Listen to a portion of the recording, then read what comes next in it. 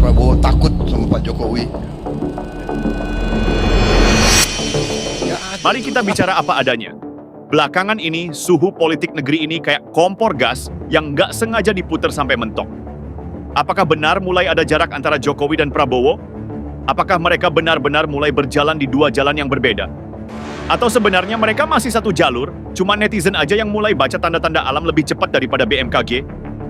Yang jelas, netizen ribut bukan tanpa alasan. Mereka mulai merasa Prabowo nggak lagi sejalan dengan Jokowi. Pak Prabowo takut sama Pak Jokowi. Bukan cuma karena vibe-nya beda, tapi karena ada satu kejadian yang bikin komplek perpolitikan ini mendadak rame kayak arisan RT yang baru tahu ada anggota dapat THR 2 kali lipat. Drama pencopotan dan pembatalan pencopotan legend TNI Kunto Arif Wibowo. Dan ini bukan drama ecek-ecek, bukan drama sinetron jam siang yang pemainnya bisa hidup lagi setelah mati 3 kali. Ini drama kelas berat, level Panglima, level siapa sebenarnya yang lagi ngatur remote kekuasaan. Awalnya sederhana atau kelihatannya sederhana. Surat keputusan Panglima TNI tertanggal 29 April 2025 menyebut Legend Kunto dicopot dari jabatan Pangkogap Wilhan, digantikan Laksda Hersan. Siapa Hersan? Publik cepat banget nyambung. Oh, ini mantan ajudannya Pak Jokowi. Langsung rame, langsung meledak. Langsung banyak yang bilang, ini pasti ada titipan nih. Karena jujur aja, rakyat negeri ini sudah kenyang sama mutasi-mutasian mendadak tanpa alasan yang jelas. Apalagi kalau mutasinya menyangkut jenderal yang baru menjabat 4 bulan. 4 bulan, bosku. Bikin SK, pelantikan, pindahan, ganti name tag, baru adaptasi, sudah dicopot. Ini kayak kerja magang tapi durasinya lebih cepat dari PPL mahasiswa. Tidak tanggung-tanggung, publik langsung menggali semua kemungkinan di server memori mereka.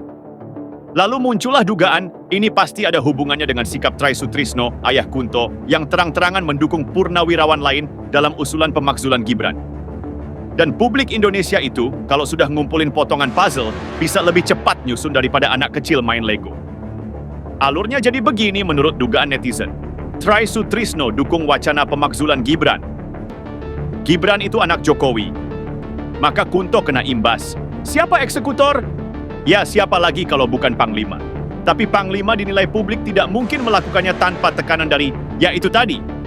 Logika netizen, nggak mungkin seorang Panglima ngasih sekoci kalau nggak ada kapal induknya. Baru sehari setelah pencopotan itu, Panglima TNI Jenderal Agus Subianto langsung mengeluarkan surat pembatalan pencopotan Legend Kunto. Bayangin, 1 hari, secepat kilat, secepat klarifikasi artis setelah ketahuan jalan sama selingkuhan. Publik makin bingung, ini sebenarnya ada apa? Kok aneh banget? Ini seperti lihat bola dilempar ke kanan, tapi mendadak belok kiri. Masyarakat yang selama ini sering dianggap tidak kritis, langsung menunjukkan bahwa mereka nggak bisa dibohongi dengan manuver-manuver terlalu rapi jadi mencurigakan.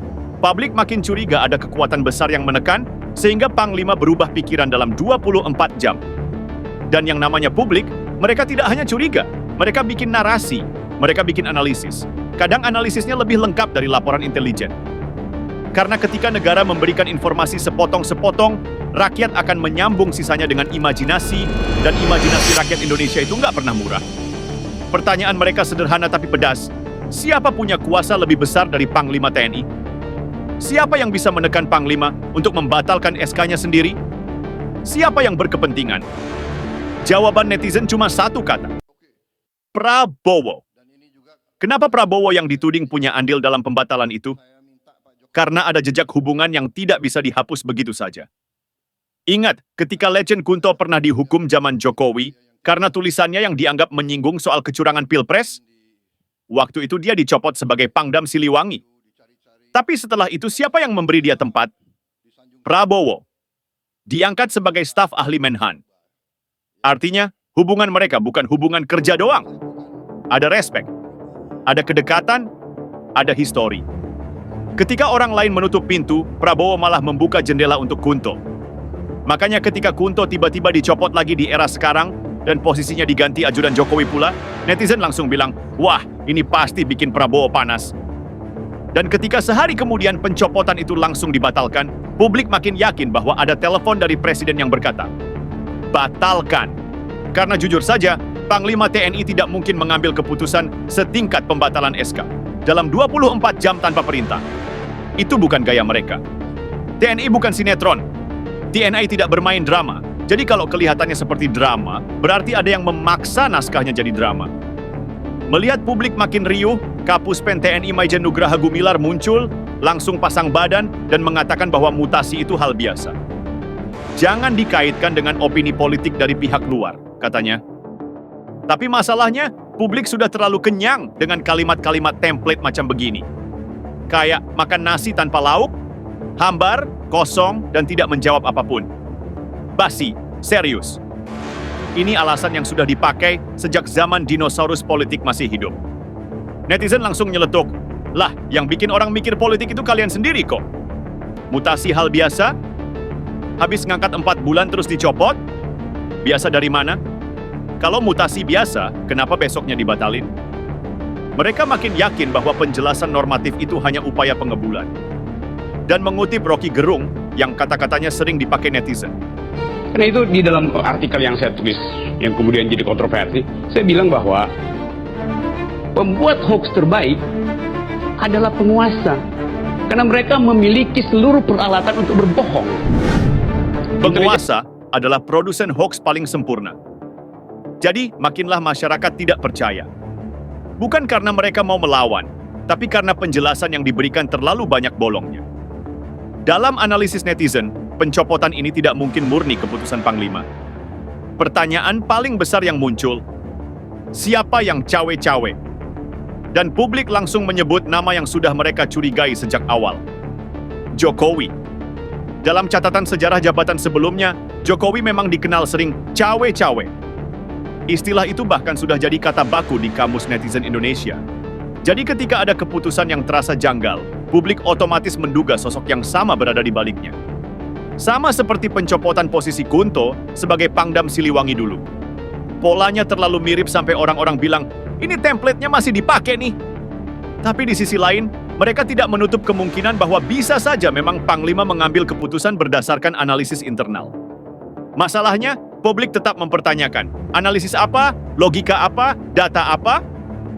Soal jabatan sekrusial itu, masa alasan teknisnya kosong melompong? Karena itulah netizen bingung. Makin dicari alasannya, makin nggak ketemu. Jadinya makin yakin bahwa ini bukan keputusan natural. Ini keputusan pesanan. Keputusan yang hanya mungkin lahir dari tekanan politik. Di tengah kisruh mutasi, Prabowo tampil di panggung peringatan Hari Buruh. Dan di sana, dia melontarkan kalimat yang bikin publik tepuk jidat, tapi juga tepuk tangan. Saya tidak akan mengganti Panglima TNI Agus Subianto maupun Kapolri Listio Sigit dalam waktu dekat. Wah, ini seperti tamparan halus tapi pedih. Publik langsung membaca makna lain di balik kalimat itu. Apakah ini pengalihan isu? Apakah ini pesan simbolik? Apakah ini peringatan buat pihak yang cawe-cawe? Atau Prabowo sedang nunjukin karakternya? Gue punya cara sendiri, bro. Yuk, kas. Entah apa niat aslinya, tapi satu hal jelas. Prabowo sedang membangun citra bahwa dialah yang memegang kendali, bukan siapapun dari masa lalu yang masih mencoba memainkan remote kekuasaan dari belakang layar. Dan publik merasakannya. Mereka mulai melihat, wah ini kayaknya Prabowo lagi bangun pagar, biar ada yang pun nggak bisa masuk seenaknya. Hari demi hari, suhu di pusat kekuasaan makin panas. Orang-orang menyebutnya Konoha, kiasan politik dari netizen yang entah kenapa sangat suka menyamakan negara ini dengan desa ninja. Dan panasnya bukan karena cuaca, tapi karena orbit kekuasaannya bertabrakan. Karena dua matahari bersinar di langit yang sama. Dan seperti hukum alam, dua matahari tidak bisa memimpin satu galaksi politik. Publik mulai melihat retakan. Bukan retakan besar, retakan kecil. Tapi retakan ini kalau dibiarkan, lama-lama bisa jadi jurang. Dan semuanya dimulai dari satu kejadian. Pencopotan dan pembatalan pencopotan Letjen Kunto. Drama yang seharusnya bisa selesai dalam selembar kertas, kini berubah menjadi barometer hubungan Jokowi-Prabowo. Dan publik pun menunggu kelanjutannya. Pada akhirnya, drama pencopotan pembatalan pencopotan Letjen Kunto ini bukan sekadar soal jabatan. Bukan sekadar soal mutasi. Bukan sekadar siapa duduk di kursi mana. Ini bukan urusan pindah meja kerja dan ganti name tag. Ini soal siapa sebenarnya yang memegang kendali negeri ini sekarang. Dan jujur saja, Publik sekarang jauh lebih peka daripada aparat propaganda yang masih mengira rakyat bisa dibuai dengan kalimat mutasi itu hal biasa. Maaf nih, zaman sudah berubah. Rakyat sudah bisa bedakan mana mutasi profesional dan mana mutasi yang ada aromanya. Dan dalam kasus ini, aromanya bukan cuma menyengat, tapi sampai bikin banyak orang mendadak sinusitis politik. Kasus ini pelan-pelan membuka peta kekuasaan yang sebenarnya. Bukan peta yang suka dipajang saat rapat kabinet, tapi peta lain yang lebih jujur.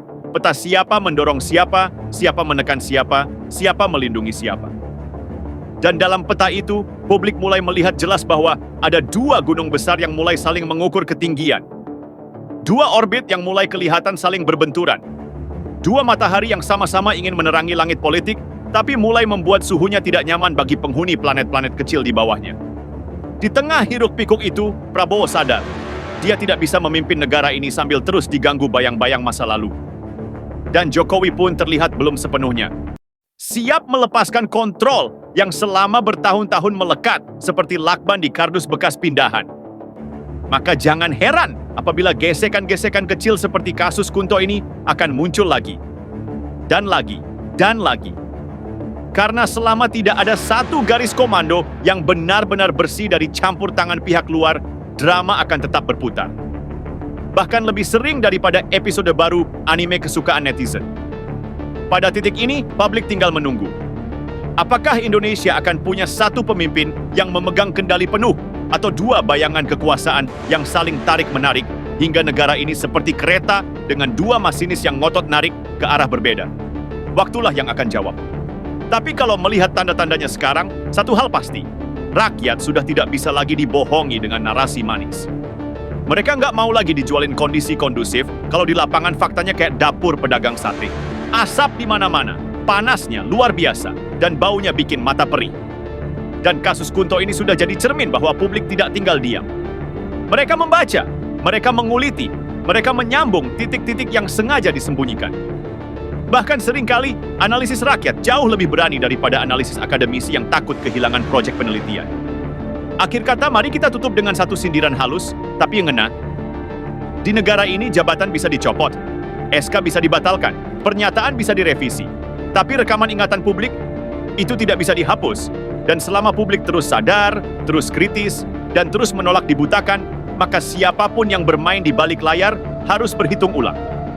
Karena tidak ada kekuasaan yang benar-benar aman ketika rakyat mulai peka terhadap setiap gerak-geriknya. Itulah penutupnya. Keras? Ya. Tapi jujur. Pedas? Pasti. Tapi tetap manusiawi. Karena kadang, kejujuran memang harus disodorkan dengan lidah yang sedikit berapi.